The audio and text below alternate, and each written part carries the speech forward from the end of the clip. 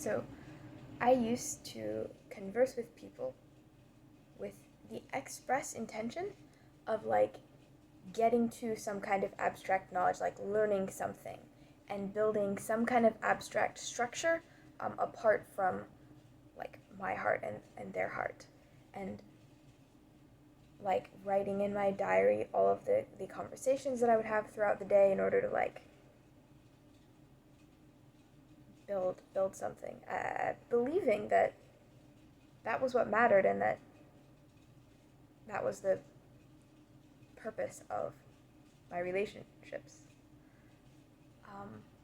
And I tend to like stress out about making these videos or about writing or acting and producing anything as if the fruits of my being were an end in themselves, when in reality people are the ends in themselves.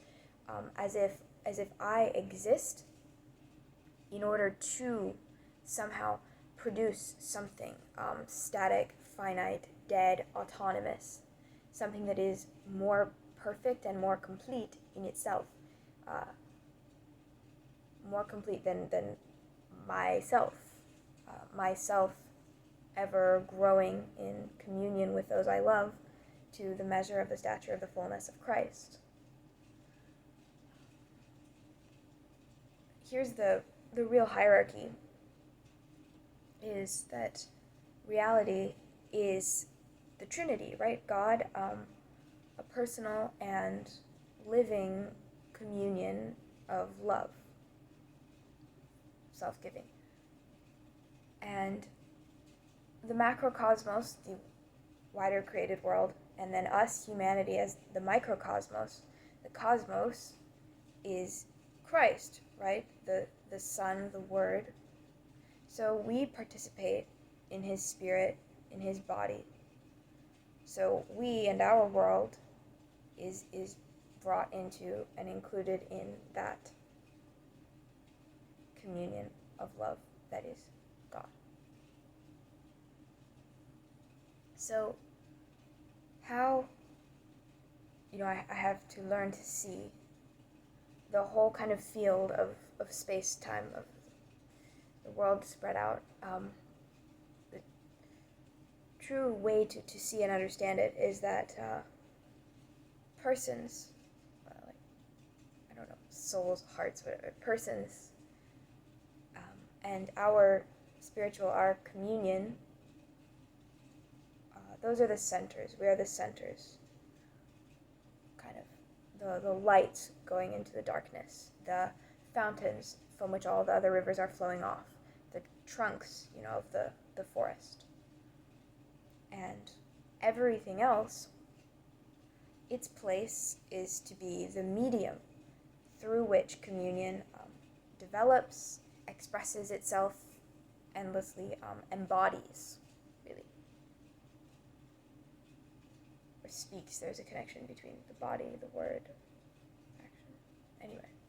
So it's like Pageau's garments of skin, which can be garments of death, but in the end they transfigured into garments of light or glory.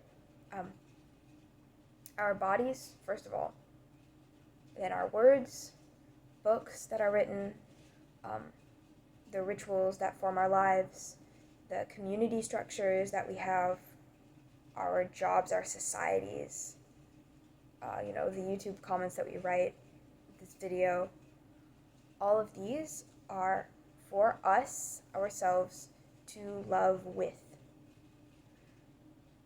But fallen humanity, we tend to make idols of those media,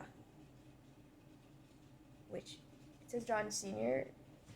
in the Restoration of Christian Culture, says there are no ends anymore, everything has become means. Anyway, we tend to, media means, but we tend to make idols of those media and enslave ourselves to them, which is just a total reversal of the right order of things. The Sabbath was made for man and not man for the Sabbath. Right? I think the thing is that love, communion, persons, time, truly even eternity in Olivier Clément's sense of the devenir, the unfolding present. Anyway, all of these like realities are living, so they're always changing, always flowering further and improving further, and you can never capture them and hold them down in the flesh, as it were, hold them down once and for all in some finite, perfect idol. Things are icons, not idols, but we try so hard to hold things down like that, because in our fallen time and space, from our finite perspectives, cut off from the fullness of reality, change looks like death and loss, and it's scary. But the full truth is demonstrated by the resurrection. Not that change is death, but that even death is change. So is growth, is life more abundantly. Because there's levels to it. On the level of creation, manifestation, the finite kind of spatio-temporal world, perfection can only embody as change and growth and life. Can only embody as that. But there is like an unchanging perfection that's absolutely stable and can never alter. It's just that unchanging perfection is beyond creation. It's totally beyond all of our senses. It's beyond any kind of form. And that's God, in the sense of the God that's the source of all being and the source of all everything. God that's over us, around us, beneath us, the eternal good in whom we live and move and have our being. So the more we believe that, and then the more you believe it, the more you come to perceive it, we can just live and love and trust that this will go on forever.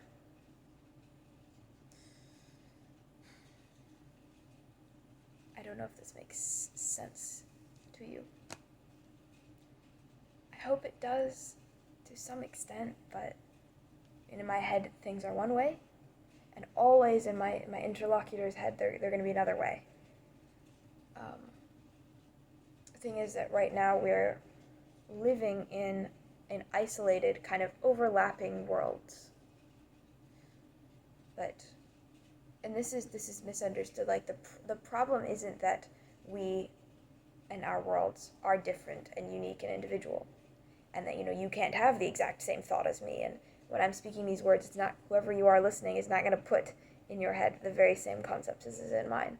It just can't. We're not each other. That's not the problem. The problem is the isolation. The problem is that they're not in harmony yet. But there's God, there's me, there's you, and in eternity we are sharing in one communion, and that is flowering into time, and